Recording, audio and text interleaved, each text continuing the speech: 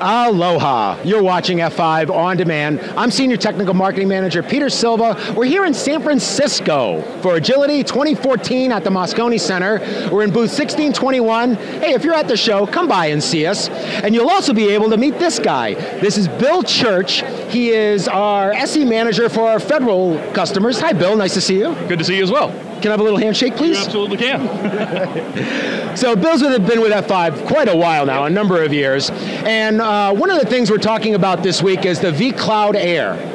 And so I thought I'd get Bill on camera. He's got the demo behind us, but talk a little bit more about just what is vCloud Air. Sure, so vCloud Air, which was originally VMware vCloud hybrid service, it's somewhat similar to Amazon's AWS, so if you're familiar with that, it's basically VMware's offering of that. Okay. So it gives you the ability to provision your applications in the cloud, and we've got some stories that kind of help support that.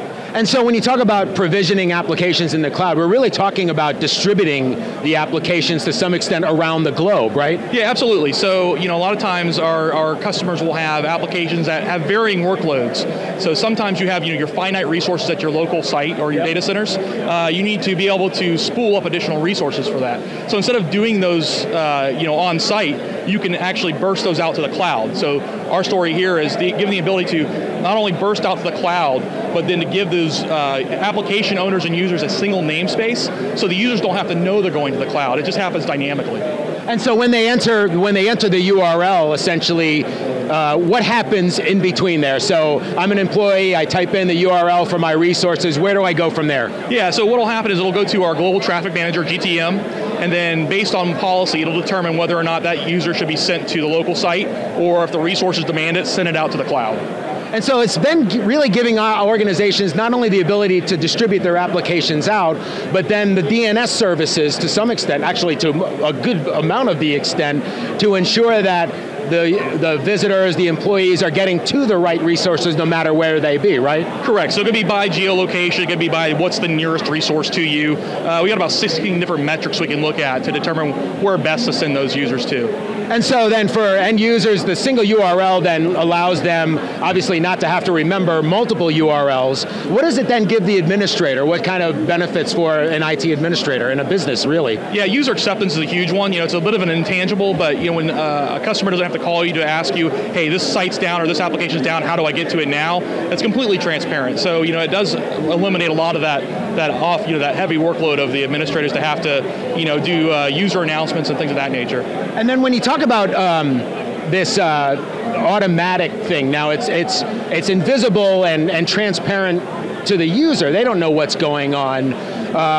But then is it also automatic when it comes to like bursting and provisioning those services out in the cloud too? Yeah, absolutely. So our APIs work with VMware's APIs to keep it as dynamic as possible. So the idea is that you shouldn't have to be in the middle of that process. It should be truly dynamic, and that's what our tools will allow you to do. And we're talking GTM, so if since VMworld's out, VMworld's in the cloud right here. We're a big puffy white thing.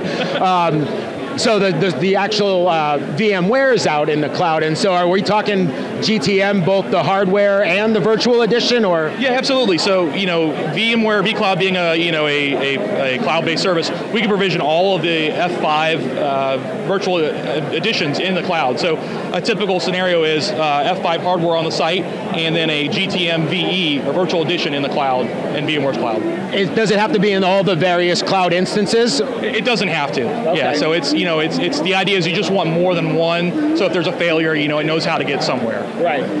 That's pretty cool stuff, isn't it? Oh yeah, it's great. I love it. And a lot has changed, right? Back in, say, 10 years ago when people were literally putting multiple boxes in multiple data centers, to some extent over-provisioning, where now they just do just-in-time provisioning. Yeah, absolutely, and the beauty of this too is you can have multiple instances of, let's say, a GTM that are spun down in those cloud environments. Oh, yeah. And you can bring them up on demand. So if you do have multiple failures, hopefully not, but you have the ability to then bring up additional resources to take care of that. So it's pretty cool stuff. I really appreciate you taking some time to join us today, Bill. Hey, you got it.